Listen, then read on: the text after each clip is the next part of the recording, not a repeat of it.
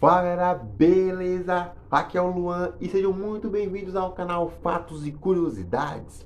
Desde já agradeço pelas views do último vídeo, muito obrigado. E já nesse vídeo aqui, falando aí do 7 de setembro, já deixa seu like aí, se inscreve no canal, rumo aos 1000 inscritos. Conto com vocês, vamos bater essa meta ainda este ano, se Deus quiser, certo? E hoje eu falarei aqui, como está no título do vídeo aqui, a comemoração dos 201 anos da independência do Brasil, a data que comemoramos aí a separação do Brasil do Reino de Portugal. E essa data é muito importante para nós, com certeza, não é verdade? Então, hoje eu trago fatos e curiosidades sobre esta data. Então, fique ligado no vídeo até o final. Se ficar longo, assista, cara, que vai ter curiosidades e você vai sair daqui desse vídeo sabendo de muita coisa. Então, fique com as imagens. Você sabia que o grito de independência é ilustrativo? É verdade. Esse é um dos principais marcos da data. A cena, que foi registrada em 1988 pelo pintor Pedro Américo, na obra Dom Pedro I é retratado cercado pela guarda imperial. A história, no entanto, os historiadores, na verdade, afirmam que a imagem é apenas ilustrativa. O que é mostrado no quadro, O Grito de Ipiranga, não retrata fielmente o que aconteceu. Um dos exemplos é que a presença da guarda imperial ao lado de Dom Pedro não existia naquela época, quando ocorreu a proclamação da independência. Outro ponto divergente da pintura entre a história e ela são os cavalos onde estão montados ali, né, a comitiva ali do regente. Pensadores da história brasileira afirmam que, na época, os animais mais usados eram mulas. A imagem de Dom Pedro com a espada na mão possivelmente também não aconteceu. A cena no quadro sugere que o príncipe tenha feito um discurso quando disse independência ou morte. Mas é provável que a frase tenha sido dita de forma natural e não durante um pronunciamento oficial. Em relação também à imagem, o Grito de Ipiranga ficou famoso muitos anos depois. Um dos principais marcos da independência é o Grito de Dom Pedro às margens do Ipiranga, em São Paulo. Só ficou popularmente conhecido cerca de 4 anos depois, em 1926. Isso aconteceu após os quadros em comemoração à independência serem produzidos pelos pintores da época. O principal e mais conhecido é o quadro de Pedro Américo, esses que estão vendo aí na tela.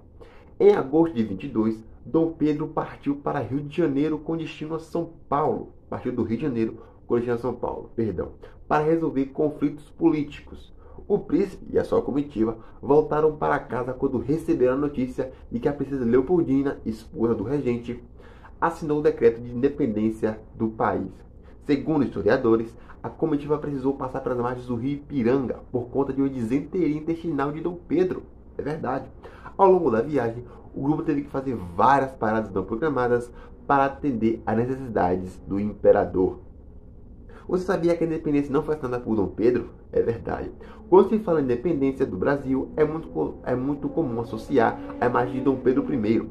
Mas, como você já ouviu aqui neste vídeo, o documento que pôs o fim à influência da corte portuguesa nas decisões do povo brasileiro não foi assinado por ele.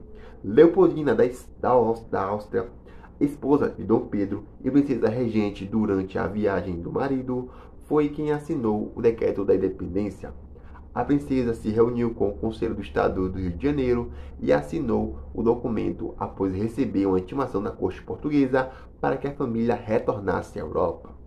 Outro fato interessante sobre o 7 de setembro é que a independência do Brasil não ocorreu 7 de setembro.